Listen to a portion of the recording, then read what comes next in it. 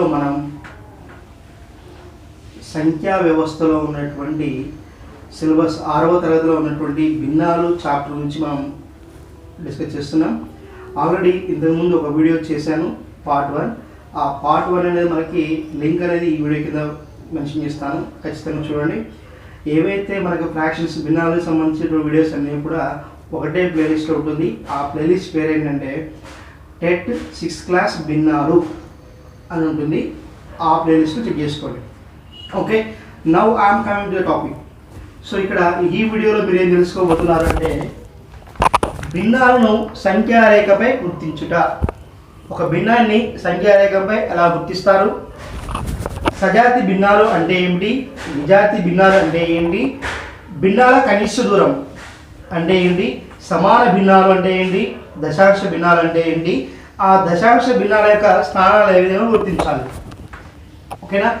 So సజాతి భిన్నాలు like fractions అంటాం ఇంగ్లీష్లో, విజాతి భిన్నాలు అన్లైక్ ఫ్రాక్షన్స్ అంటాం, అండ్ భిన్నాల కనిష్ట దూరం అంటే లీస్ట్ డిస్టెన్స్ ఆఫ్ ఫ్రాక్షన్స్ అంటాం, లేదా సింపుల్గా లీస్ట్ ఫ్రాక్షన్స్ అంటాం.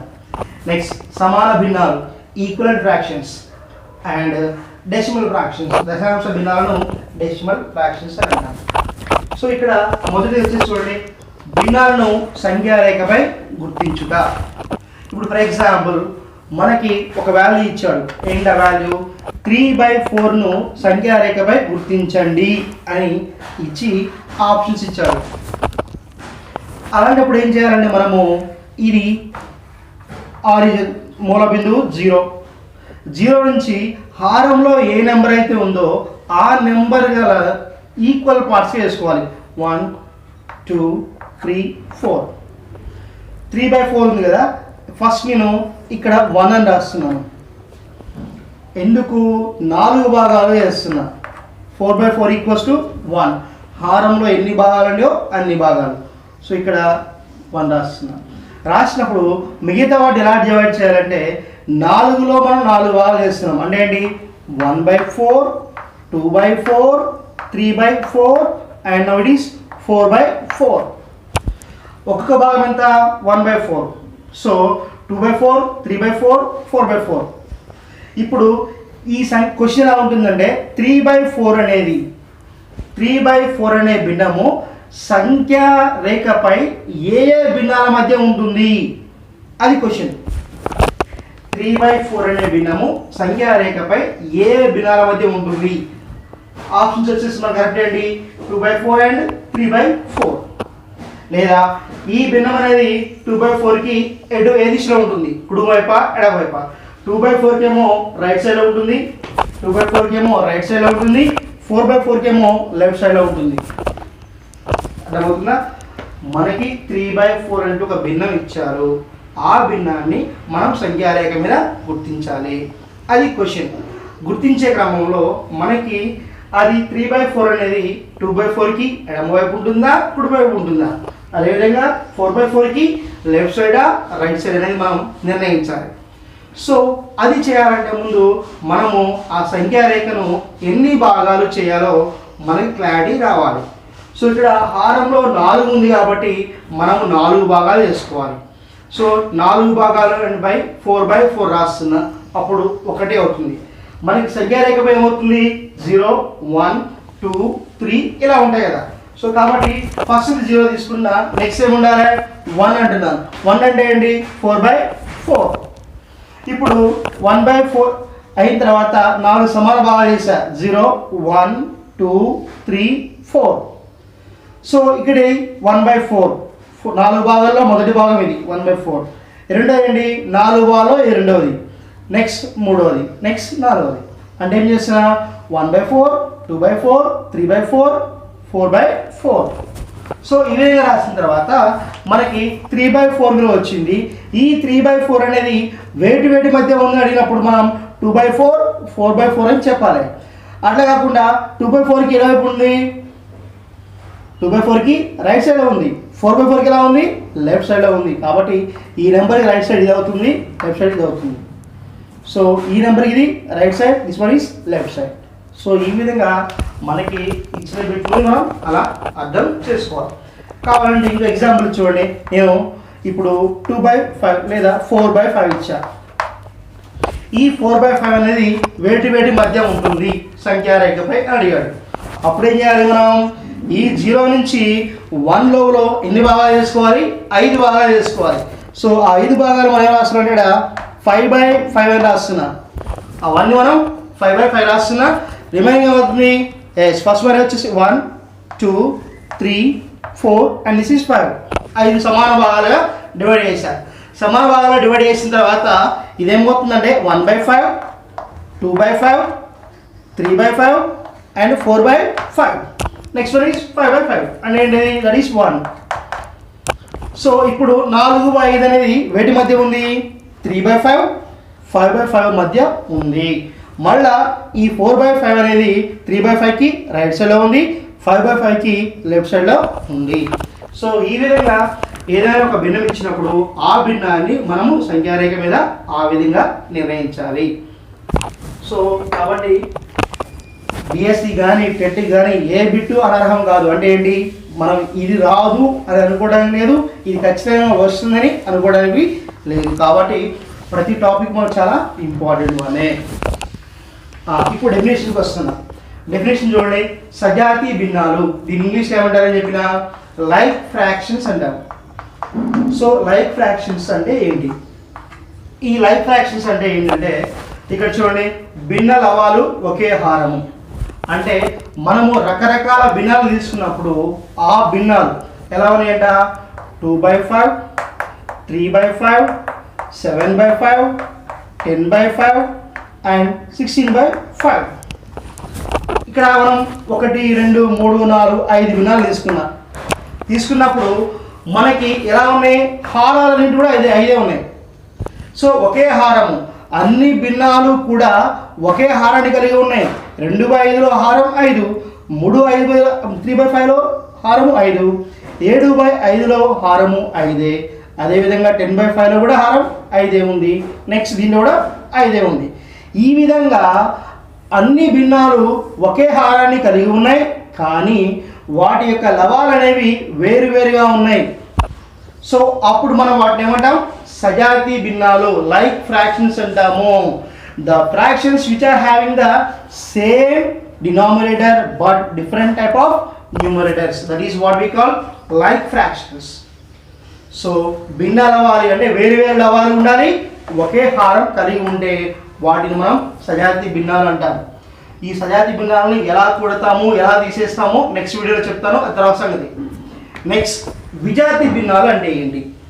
అర్థమైందా? సజాతి భిన్నాలు అంటే ఆ విధంగా ఉంటాయి. మరి విజాతి భిన్నాలు అంటే ఏమంటామంటే ఏవైతే భిన్నాలు ఉన్నాయో ఆ భిన్నాల యొక్క లవాలు వేరువేరుగా ఉండాలి, హారాలు కూడా వేరువేరుగా ఉండాలి. ఒకే లవాలు ఒకే హారాలు వివిధ లవాలు ఉంటే అది సజాతి భిన్నాలు. లవాలు వేరువేరుగా హారాలు వేరువేరుగా ఉంటే వాటిని మనం ఏమంటామంటే విజాతి భిన్నాలు అంటాం. అన్లైక్ ఫ్రాక్షన్స్ అంటాం. విజాతి భిన్నాలు అంటే ఏంటి? ఒక భిన్నానికి వేరొక భిన్నానికి ఎటువంటి సంబంధం లేదు, అన్ని వేరువేరుగా ఉంటాయి. అటువంటి భిన్నాలు మనం ఏమంటామంటే విజాతి భిన్నాలు అంటాం, అన్లైక్ ఫ్రాక్షన్స్ అంటాము. ఇప్పుడు చూద్దాం ఎగ్జాంపుల్. 1/3 7/8 12/14 and 6/9 25/28. సో ఇవి మనం ఏమంటామంటే విజాతి భిన్నాలు, అన్లైక్ ఫ్రాక్షన్స్ అంటాం. ఎందుకు అంటే ఇప్పుడు ఫర్ ఎగ్జాంపుల్ ఏ రెండు భిన్నాలు కంపేర్ చేసినా వాటిలో లవాలు కానీ హారాలు కానీ ఒకే విధంగా ఉండవు. ఇప్పుడు 1/3 తీసుకున్నాను, 7/8 తీసుకున్నాను. 1/3 7/8లో లవాలు ఏంటి? 1 7, అవి రెండు ఈక్వలా? కాదు. హారాలు తీసుకున్నా 3 8, అవి రెండు సమానమా? కాదు. నెక్స్ట్ నువ్వు వేరే తీసుకున్నా 7/8 అండ్ 12/14 తీసుకుంటున్నాం. ఇక్కడ 7 వేరు 12 వేరు, 8 వేరు 14 వేరు. అట్లా ఈ విధంగా లవాలు వేరువేరుగా హారాలు వేరువేరుగా ఉంటే వాటిని మనం విజాతి భిన్నాలు అంటాము.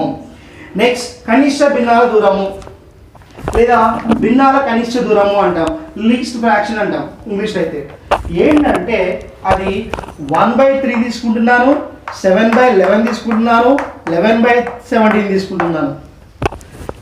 ఈ విధంగా తీసుకున్నప్పుడు ఆ లవానికి హారానికి మధ్య ఒకటే కామన్ కారణం ఉంటుంది, అది ఒకటే. అంటే 1 యొక్క కారణాంగం ఒకటే, 3 యొక్క కారణాంగం ఒకటే, 7 యొక్క కారణాంగం ఒకటే, 11 యొక్క కారణాంగం ఒకటే, 11 యొక్క కారణాంగం ఒకటే, 17 యొక్క కారణాంగం ఒకటే. అంటే వాటి యొక్క ఉమ్మడి కారణాంగం అనేది ఒకటి అయి ఉంటుంది.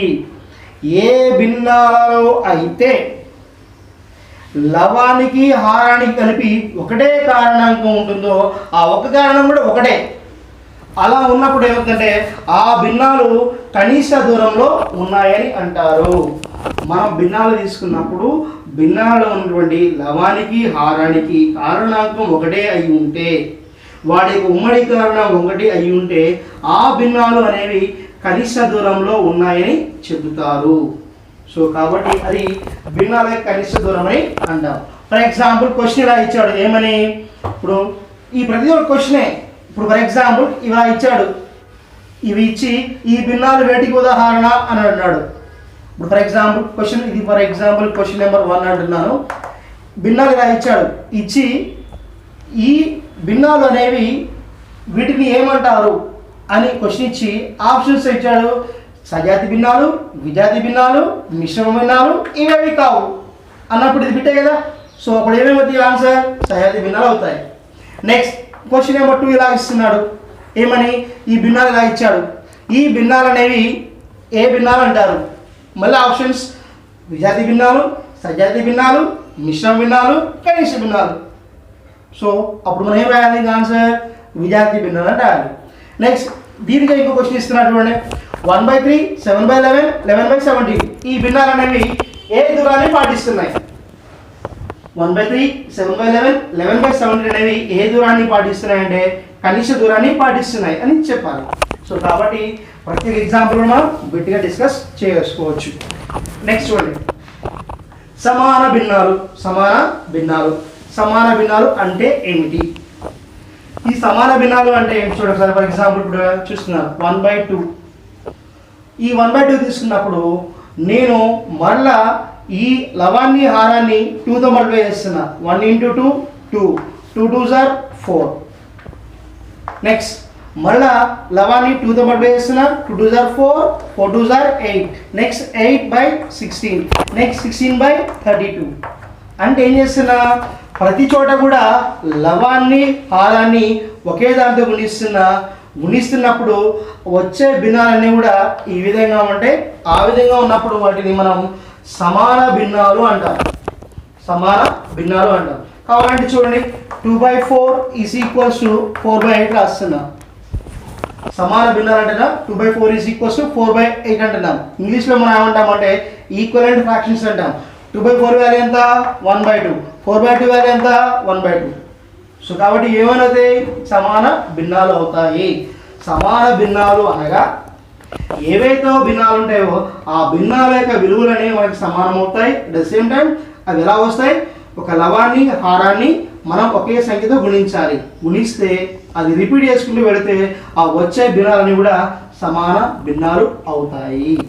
సో కాబట్టి ఇప్పుడు చూడండి, 1/2 2తో మల్టిప్లై చేసిన. 1 × 2 2, 2 × 2 4, మళ్ళీ అగైన్ 2 × 2 4, 4 × 2 8, మళ్ళీ 4 × 2 8, 8 × 2 16, మళ్ళీ 8 × 2 16, 16 × 2 32. నెక్స్ట్ వచ్చేది ఏమవుతుంది? 64/30, 32/64. సో కాబట్టి ఈ విధంగా వచ్చేవాటి సమాన భిన్నాలు అంటారు. ఇప్పుడు ఫర్ ఎగ్జాంపుల్ క్వశ్చన్ అడిగాడు, ఏమని? 1/2, 2/4, 4/8, 8/16, 16/32. తర్వాత వచ్చే భిన్నం ఏది? దీని తర్వాత వచ్చే భిన్నం ఏది అని అడిగాడు. అడిగినప్పుడు మనము ఫస్ట్ అవి ఏ ధర్మాన్ని పాటిస్తుందో చూసుకోవాలి. ఏ ధర్మం పాటిస్తుందో డిఫరెన్స్ ఎంత ఉంది? ఎస్ 1/2 1/2 ఇంటూ 1/2 సేమ్ 1/2 1/2 1/2 1/2 వస్తుంది. నెక్స్ట్ ఏమవుతుంది? సేమ్ అంటే ఇలా 32/64. అంటే మనం 2తో మల్టిప్లై చేసుకుని ఇస్తున్నాం వచ్చారు కాబట్టి నెక్స్ట్ వచ్చేది ఎలా అవుతుంది. కావాలంటే నెక్స్ట్ బిట్ ఏమవుతుంది చూడండి, 64/128. సో ఈ విధంగా వచ్చేవాటి ఏమంటామంటే మనం సమాన భిన్నాలు అంటాం. సో నెక్స్ట్ వచ్చేసి దశాంశ భిన్నాలు అంటే ఏంటి? ఆ దశాంశ భిన్నాలను ఎలా గుర్తిస్తారు చూద్దాం. ఇక్కడ దశాంశ భిన్నాలు అంటే ఏదైనా ఒక సంఖ్య ఉండి ఆ సంఖ్య బై 10, నెక్స్ట్ 1/100, నెక్స్ట్ 1/1000, లేదా 2/10, 2/100 ఆర్ 2/1000. అంటే మనము హారంలో 10, 100, 1000, నెక్స్ట్ 10,000, 1,00,000 ఇలా ఏవైతే మనకి హారాల్లో వచ్చేటువంటి దశాంశ భిన్నాలంటే ఏంటంటే భిన్నంలో హారంలో ఖచ్చితంగా 10 కానీ 100 కానీ 1000 కానీ అండ్ సో ఆన్ అలా ఉంటే అటువంటి భిన్నాలు ఏమంటామంటే దశాంశ భిన్నము అంటారు. దశాంశ భిన్నము అంటారు. ఏ భిన్నాలలో అయితే హారాలు 10 కానీ 100 కానీ 1000 కానీ ఉంటాయో వాటి మనం దశాంశ భిన్నాలు అంటాం. ఈ దశాంశ భిన్నాలని ఎలా గుర్తిస్తారు చూద్దాం. ఇప్పుడు ఫర్ ఎగ్జాంపుల్ ఒక ఎగ్జాంపుల్ తీసుకుంటా నేను. ఆ ఎగ్జాంపుల్ ఏంటంటే 463.00124 ఇలా తీసుకున్నా 5463. సో ఈ దశాంశ బిందు ఉంది. దశాంశ బిందు నుంచి ఇటువైపు వాల్యూస్ని ఏమంటాం, ఇటువైపు వాల్యూస్ని ఏమంటాం చూద్దాం.